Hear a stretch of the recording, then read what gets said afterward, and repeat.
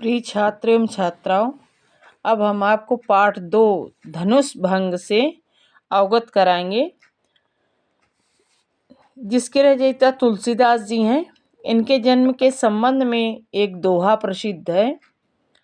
1554 विषय कालिंदी के तीर, श्रावण शुक्ला सप्तमी तुलसी धरियो शरीर। यानी तुलसीदास जी का जन्म जो है वो 1554 विक्रम संवत में हुआ था।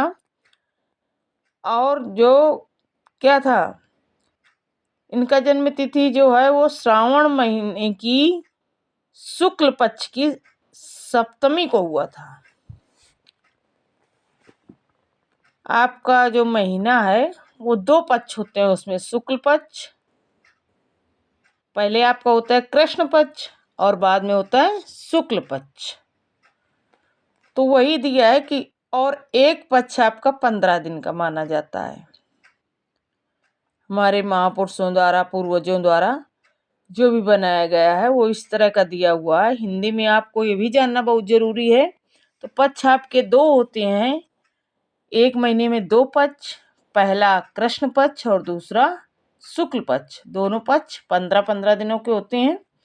तो वही दिया हुआ है कि शुक्ल पक्ष की सप्तमी तिथि को इनका जन्म हुआ था। इनके इनके पिता का नाम आत्माराम दुबे और माता का नाम हुलसी था। जन्म लेते ही इन्होंने राम शब्द को बोला था, इसीलिए इनका नाम राम बोला भी रखा गया।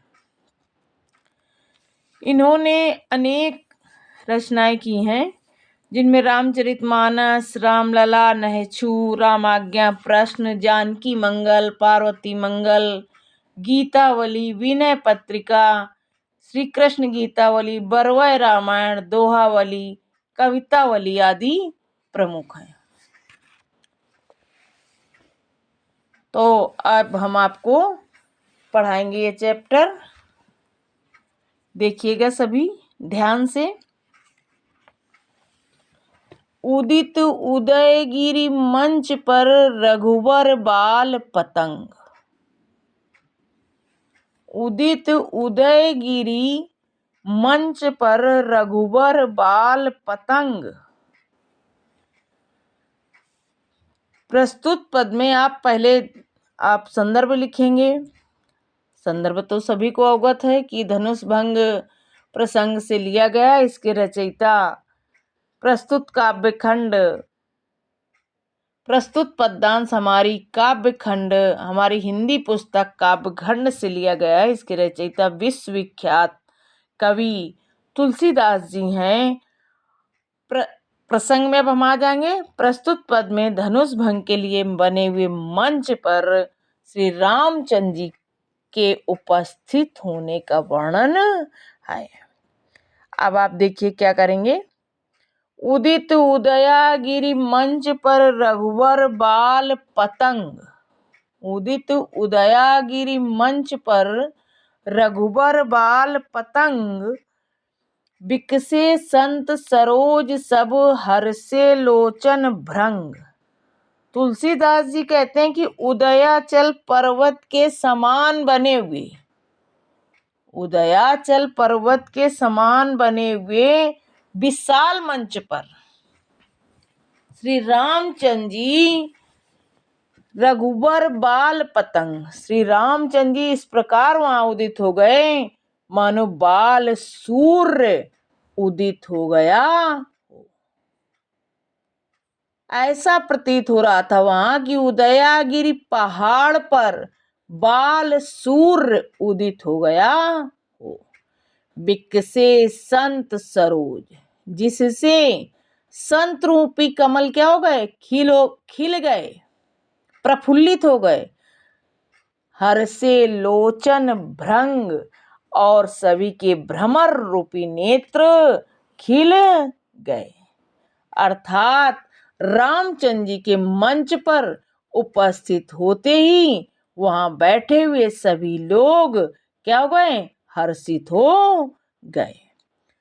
नपन केरी आशा निसिनासी, वचन नखत अवली न प्रकाशी।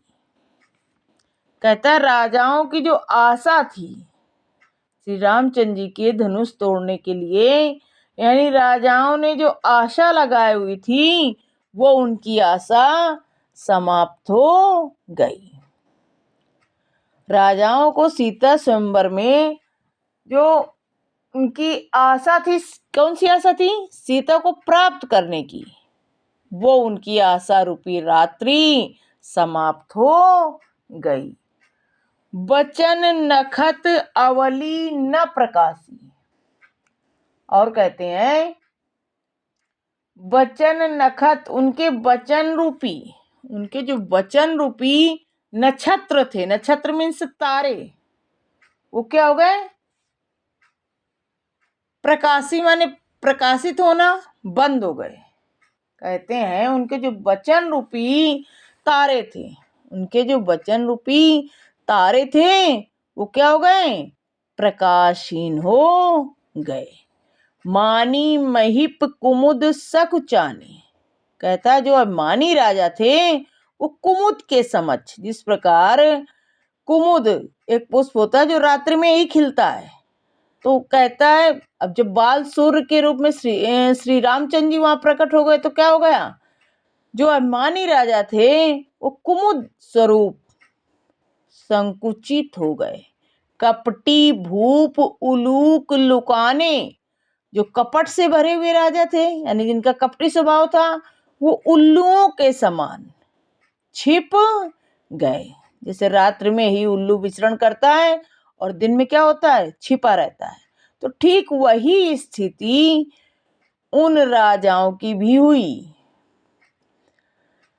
तो ये कहीं छिप नहीं गए हैं, ये वहां पर बैठे हुए यानी शांत हो गए। भय विशोक कोक मुनि देवा, बरसई सुमन जनावई सेवा। कहता है जो हमारे मुनि थे और देव थे वो क्या हो गए? शोकहीन हो गए, यानी भय विशोक, उनका शोक जो था वो नष्ट हो गया।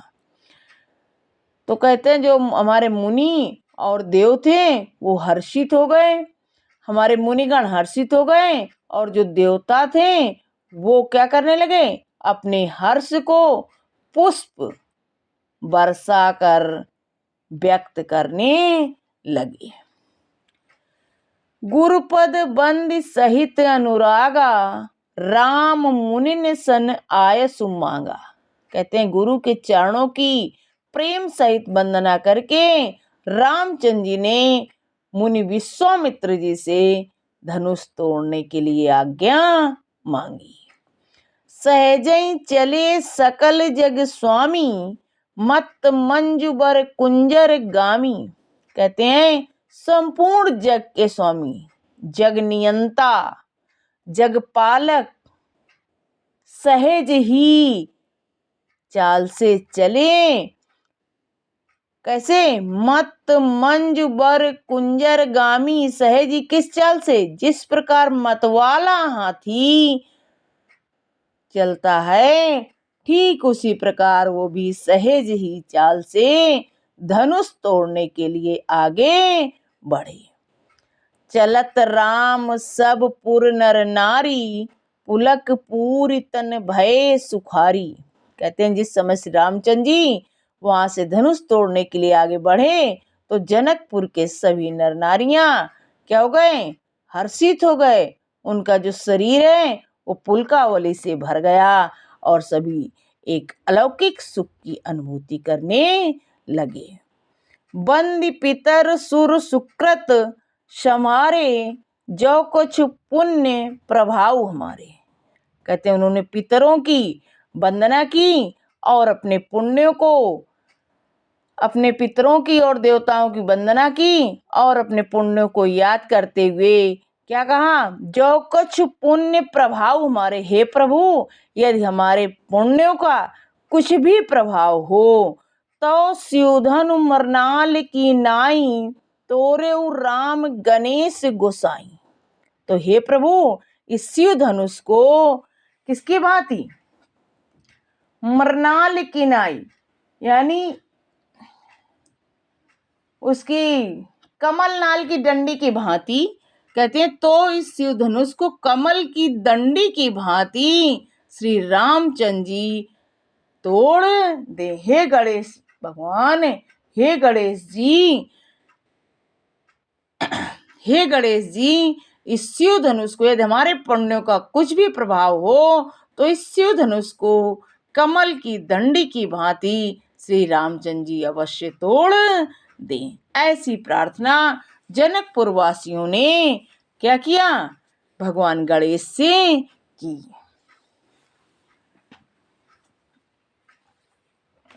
अब इसमें आपके दो पंक्तियां फिर वही रेखांकित हैं।